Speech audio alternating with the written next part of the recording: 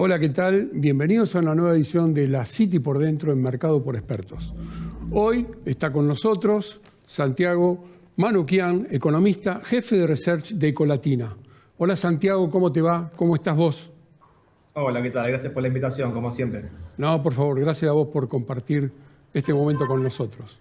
Santiago, básicamente vamos a empezar un poco con el tema del estado de situación del paciente. Lo voy a llamar así porque siempre tenemos algún cambio, alguna mejora, un paso para adelante, un paso para atrás. Y en estos aspectos últimamente tenemos grados de distintas consideraciones, ¿no? Y bueno, esto es un poco el inicio de la situación general que es la escasez de los dólares y todo el grado de complejidad que tiene poner en actividad económica al país. Y bueno, ¿y esto qué reflexión te da? La situación, no diría del paciente, es crítica, diría.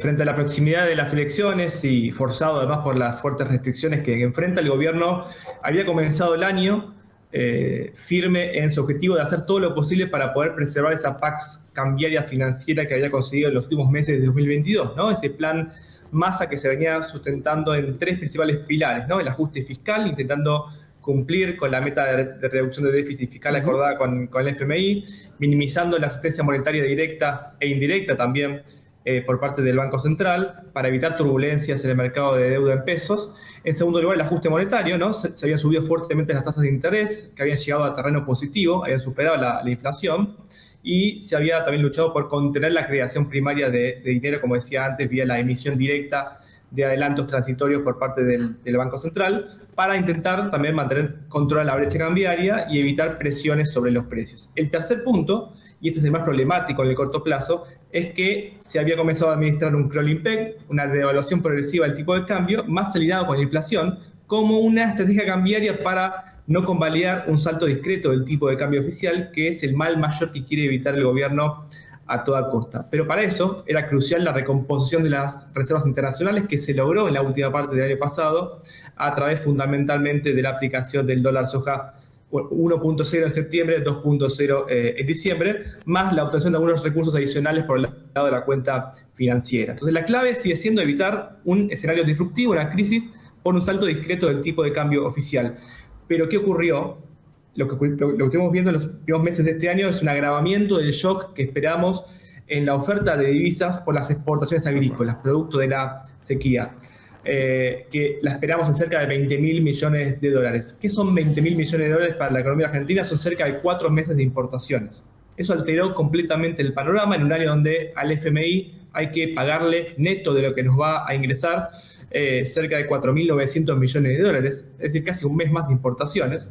Entonces el desafío dejó de ser, te diría, cómo acumular reservas, sino cómo retenerlas. Entonces en la primera parte del año lo que estuvimos viendo es, primero, el impacto de la sequía sobre el trigo, todavía no lo vimos sobre la soja y sobre el maíz, que se cosechan más a partir de abril, mayo, sobre todo con la demora que han tenido las siembras, pero sí sobre el trigo, y además una caída abrupta de la liquidación del agro, porque gran parte de las ventas de soja que se iban a dar en el primer trimestre se dieron en diciembre, y porque el sector estaba a la espera, como estuvimos viendo en estos últimos días con las medidas, de un tipo de cambio diferencial, como habían recibido en diciembre. Entonces dejó de liquidar y liquidó en todo caso lo justo y necesario. Pero entonces, digo, las distintas patas del plan de Massa se han visto desafiadas en esta primera parte del año, y ese es el principal talón de Aquiles del gobierno, quedarse sin reservas y no poder defender el tipo de cambio como lo ha venido haciendo hasta este momento. Entonces, las últimas medidas intentan apuntar directamente a esta debilidad, ¿no? Seguro.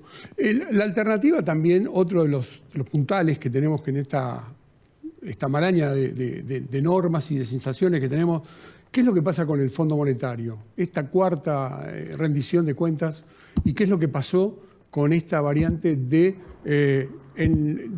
nuevo sistema que pasó con respecto al tema de las jubilaciones, ¿no? Incorporar Claro. más, que eso agravó un poco, ¿no? la situación. Sí, buen punto. Bueno, tuvimos ahora la cuarta revisión del acuerdo con el FMI firmado a comienzos de 2022.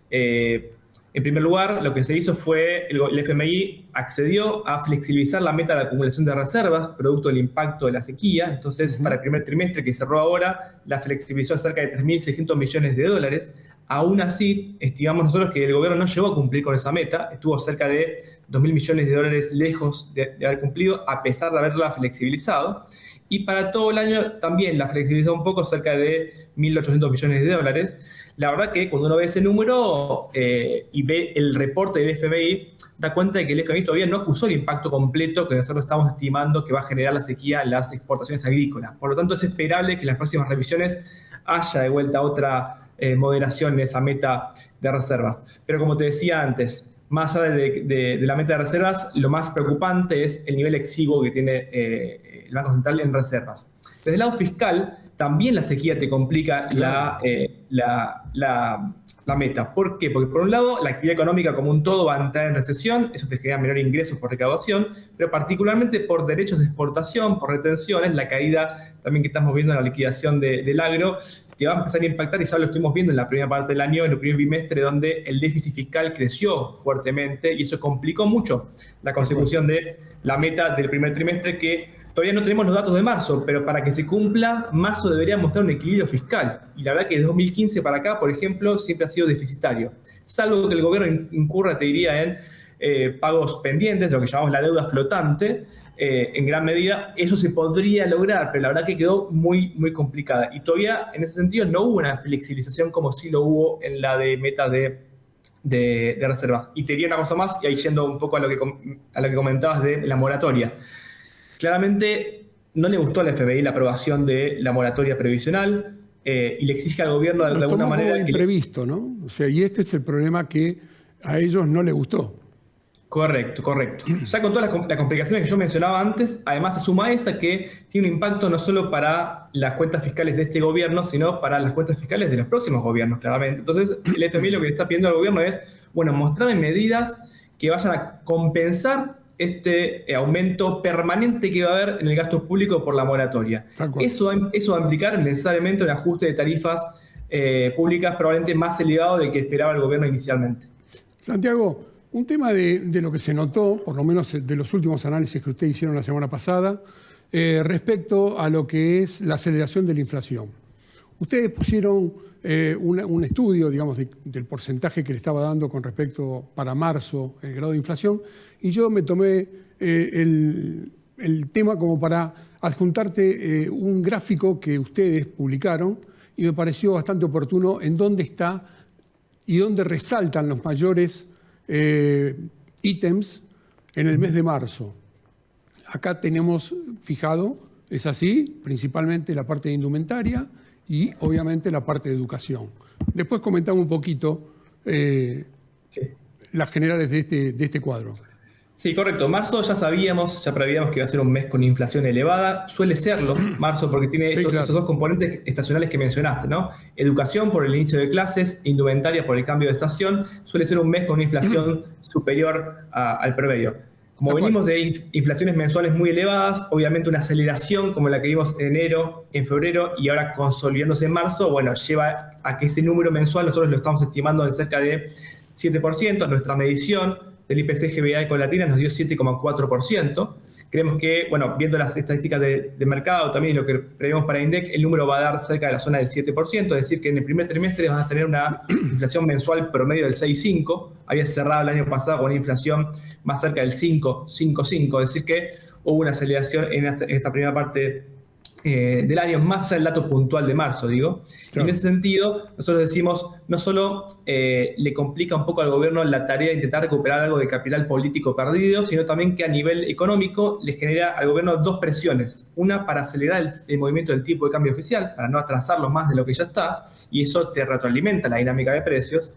Y por otro lado, le genera presión al Banco Central para subir la tasa de interés, porque es el compromiso que tiene con el FMI de que las tasas de interés le ganan a la inflación.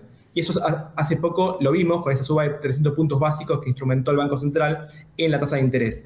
Aún así, la tasa de interés de política monetaria quedó negativa en febrero y en marzo prevemos que también lo haga. Entonces eso genera mayor presión para que el gobierno aplique una suba de tasa de interés en el próximo mes. ¿Cuál es el problema ahí?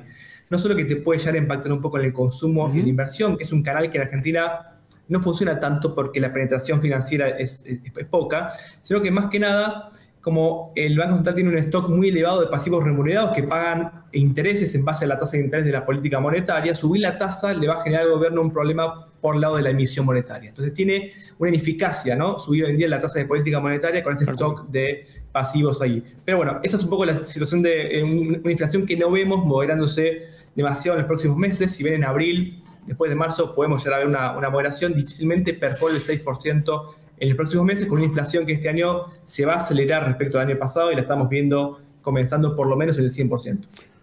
En toda esta explicación, que me parece muy, muy buena, también tenemos en cuenta qué es lo que está pasando con el campo y la problemática de que apareció la semana pasada un valor de 300 pesos para la soja 3 en el dólar. ¿Es así? Arrancamos con un soja 1 en 200, un soja 2 en 230, hoy ya estamos en 300. Acá el condicionante es que achicó el plazo, ¿no? Que es por 45 días exclusivamente. Y también, bueno, tienen ideas así de poder unificar ciertos tipos de cambio, porque esto ya lo habíamos hablado en la otra oportunidad cuando decíamos que el tipo de cambio en Argentina iba a ser por cada número de documentos de cada uno de nosotros. Más o menos eso es también lo observado por el Fondo Monetario y obviamente quiere el Ministerio de Economía reducir esa cantidad de ítems que hay para cada tipo de cambio distinto. Bueno, y esto también influye sobre el tipo de cambio para el agro o para las economías regionales, ¿sí? Correcto. Como yo decía antes, el incentivo del sector agrícola para liquidar se alteró porque los últimos $2 soja hicieron que el sector quede a la espera de que venga una nueva edición del programa para poder liquidar. En ese sentido, bueno, se cumple obviamente, se valida lo que el mercado está esperando, que el gobierno otorgue un tipo de cambio diferencial nuevamente para poder acelerar esas liquidaciones. Esas liquidaciones, por lo menos este incentivo nuevo, este programa de incremento exportador, esta renovación, no implica que vaya a haber nuevos dólares en la economía argentina, sino que se vayan a adelantar liquidaciones que se iban a dar en meses posteriores. Entonces, lo que puede generar eso, en todo caso, es un alivio de corto plazo a costa de que en los meses subsiguientes, como ya ocurrió el año pasado, el Banco Central vuelva a vender reservas en el mercado cambiario. Entonces, por un lado, te genera ese alivio. Por otro lado, el costo a pagar es que va a haber una mayor emisión monetaria con pesos que van a tener que comprar esos dólares más caros, ¿no? Porque el tipo de cambio oficial hoy está en torno a los 210 pesos y esto sería 300 pesos. Entonces, el patrimonio del Banco Central se va a seguir viendo deteriorado y ese es un poco el principal, te diría, costo que tiene ese tipo de medidas. Por otro lado, lo que estamos viendo claramente es que hay un tipo de cambio oficial que cada vez pierde mayor representatividad en el comercio exterior, ¿no? Lo que está haciendo el gobierno con esto es alterar la política cambiaria, claramente la estrategia del Crawling Peg, porque sola no puede resistir a este embate de la sequía y esta reducción fuerte del ingreso de divisas que se va a generar. Entonces intenta por distintos medios, trayendo dólares de la cuenta financiera por préstamos de organismos internacionales, por algún swap con China, negociando con Brasil a ver si puede aumentar el crédito con importadores, por ejemplo. Por otro lado, frenando importaciones, y eso es importante porque te restringe la expansión potencial del mercado interno. Entonces, tanto por oferta y por demanda, con garrotes o con zanahorias, intenta de alguna manera equilibrar ese desbalance fuerte que existe en el mercado cambiario. Pero en síntesis, lo que vemos este año es que la parte de la recesión que esperamos para este año que viva la economía argentina se debe a que una menor cantidad de dólares implica una economía más pequeña y no hay medidas que lleguen a neutralizar completamente esa abrupta merma que vamos a ver en el ingreso de divisas. Seguro. Te agrego una variable más, que es la proximidad de la situación para este año, que es las elecciones. Que esto también tiene que tener alguna consideración con respecto a la economía. Esperemos que esto no detone o vaya corriendo atrás la situación general, ¿no? Bueno, sí, claramente agrega, sobre todo lo que ya dije, un condimento más de tensión por distintos frentes. Por un lado, dentro del frente de todos, como sabemos, ha venido habiendo diferencias sobre el manejo de la política económica, pero con la llegada de Massa eso se intentó de alguna manera resolver. Hay una mayor coordinación claramente que se está viendo en la política económica y eso era muy relevante. Es necesario que eso se mantenga en los próximos meses, pese a que los resultados no están siendo los esperados. Y entonces, bueno, más allá de eso, uno diría, no hay márgenes para que haya desvíos expansivos en lo fiscal o para tasar el tipo de cambio, para congelar las tarifas, para bajar la tasa de interés, como se hizo en otros periodos preelectorales. Creo que el equipo económico lo tiene muy claro eso. Entonces, más allá de lo que diga el FMI, los limitantes propios de la realidad le impiden al gobierno tener una política típicamente preelectoral. Pero en el mismo periodo, por ejemplo, respecto a la sostenibilidad de la deuda en pesos, que es otro de los frentes junto al cambiario de los más relevantes que el gobierno tiene que administrar, no solo va a depender lo que siga haciendo o diciendo el gobierno, sino también lo que diga la oposición, que va a ser probablemente la que tome el poder en diciembre próximo.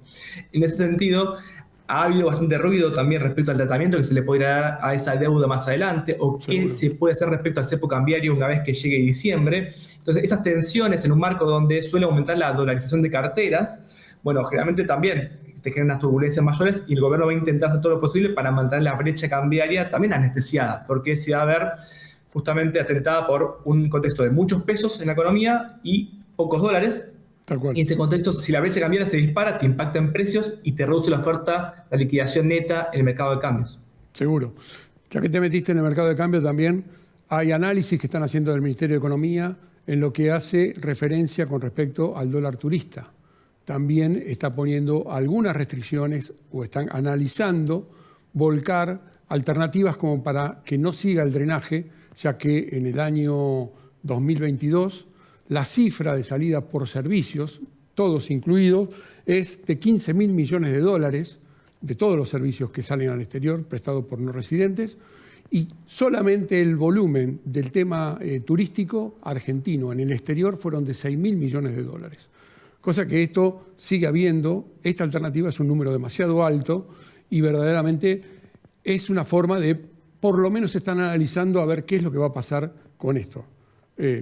Lamentablemente las restricciones de los dólares cada vez son más y esto obviamente también está perjudicando, ¿no? Sí, claramente yo te decía antes que estos desdoblamientos ad hoc que estamos viendo, porque no es un desdoblamiento formal donde haya dos mercados de cambio, sino que a través de distintas medidas, a veces fiscales, se intenta ir segmentando el mercado cambiario. En ese sentido, recordemos primero que el año pasado ya se habían tomado algunas medidas en ese sentido, encareciendo el dólar para, por ejemplo, turismo, o el dólar para servicios culturales, para recitales, que se hizo bastante famoso el año pasado. Bueno, entonces hay un tipo de cambio diferencial que se va a otorgar para soja, como comentábamos recién, y para economías regionales, pero también desde el lado de las importaciones. Bueno, veremos cuál es la decisión que se toma, si se encarece de vuelta ese dólar para desincentivar la salida de divisas, como ya hemos visto en la última parte del año pasado que se estuvo dando, porque claramente la salida de divisas por servicios es otro grifo por donde hay sangría de divisas en este contexto donde el gobierno intenta tapar por todos lados los tapones por donde salen. Y bueno, no me extrañaría que haya una medida que también, alterando la estrategia cambiaria del gobierno, intente por el lado de las importaciones, no solo de bienes, sino también de servicios, claro. La de servicios frenar un poco esa sangría. Santiago, se nos acabó el tiempo. Desde ya te agradezco muchísimo, como siempre, la claridad conceptual que tenés con respecto a materias económicas y te agradezco mucho que me estés acompañando en este momento. Así que serás invitado nuevamente seguro y estaremos hablando. Cómo no, un placer, gracias como siempre y hasta la próxima. Te mando un abrazo grande, gracias por todo. A todos ustedes, hasta la próxima y los espero aquí en la City por Dentro, en Mercado por Expertos. Chao, gracias.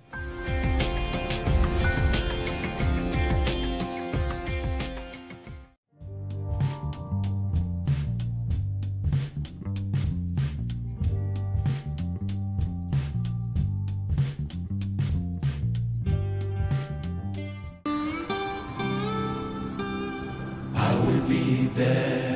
will be there for you. Care about you. En Sancor Seguros estamos junto a vos en todo momento, acompañándote. Sancor Seguros, estamos.